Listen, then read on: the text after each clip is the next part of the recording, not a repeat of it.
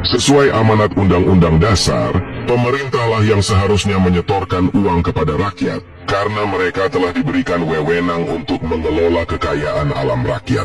Tetapi karena kelicikan pemerintah bersama para pembantunya DPR, maka pada tahun 1983 diciptakanlah sebuah undang-undang baru yang dinamakan Undang-Undang Pajak. Undang-undang ini adalah warisan kolonial VOC, dan pajak inilah simbol penjajahan yang ditolak dan dilawan para pejuang kemerdekaan dulu. Namun kemudian dihidupkan lagi oleh Presiden Soeharto. Artinya, sia-sialah kematian para pejuang gugur di medan perang melawan perbudakan alias pajak. Sehingga setiap kali kita mengenang jasa para pahlawan sambil merayakan hari kemerdekaan setiap tahun, hanyalah sebuah seremonial kosong alias kepalsuan. Ternyata kita belum merdeka, bahkan para penjajah itu ikut berdrama merayakannya bersama kita. Apa sebenarnya hakikat dari kemerdekaan? Dan bahwa penjajahan bukanlah soal warna kulit. Jika kolonial VOC datang hanya berdagang, para pahlawan tentu tidak keberatan, sebab aktivitas dagang itu akan membangkitkan ekonomi rakyat. Tapi karena manipulasi administrasi dan perekrutan prajurit, mereka semakin berkuasa dan mulai memajaki rakyat. Maka itulah penjajahan yang dilawan para pahlawan sampai rela mati demi membebaskan anak cucu mereka dari perbudakan pajak. Jadi sungguh benar apa yang dikatakan Bung Karno. Perjuanganku jauh lebih mudah dari perjuanganmu. Perjuanganku melawan penjajah berkulit putih, tapi perjuanganmu akan melawan penjajah berkulit coklat. Intinya Londo Ireng alias penjajah kulit coklat jauh lebih berbahaya ketimbang kolonial Belanda. Jadi jika Anda menyadari betapa gilanya semua ini, Anda akan faham bahwa kemerdekaan yang dirayakan rakyat dahulu adalah bebas dari perbudakan pajak.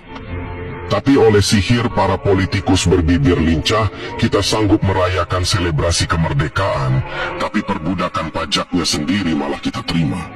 Jadi sekarang Anda telah tahu bahwa kita pernah sempat bebas dari penjajahan selama beberapa tahun. Namun kemudian perbudakan pajak itu dihidupkan lagi oleh Soeharto pada tahun 1983.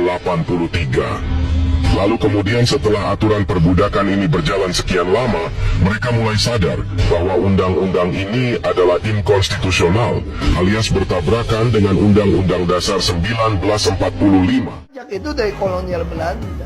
Kalau kita mau majakin orang, bukan pajak kita dong, pajak orang asing.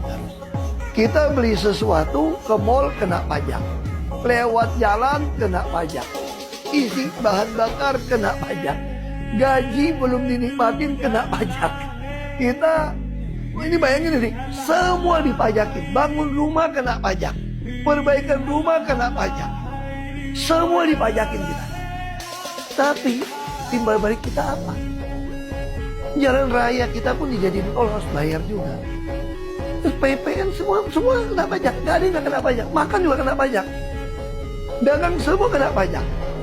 Tinggal di rumah, warisan pun, balik nama pun kena pajak. Tinggal di rumah gede juga kena pajak, padahal warisan orang tua.